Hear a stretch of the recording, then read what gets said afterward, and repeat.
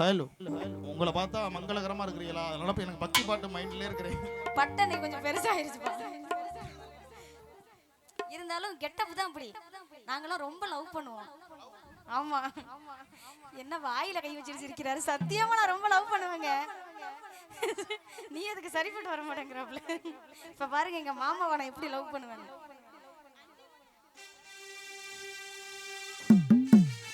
ரெடியா? என் லவ்வ பார்க்க ரெடியா? பாருங்க. மாமானு கூப்பிடத்தா மனசே சொல்லுது,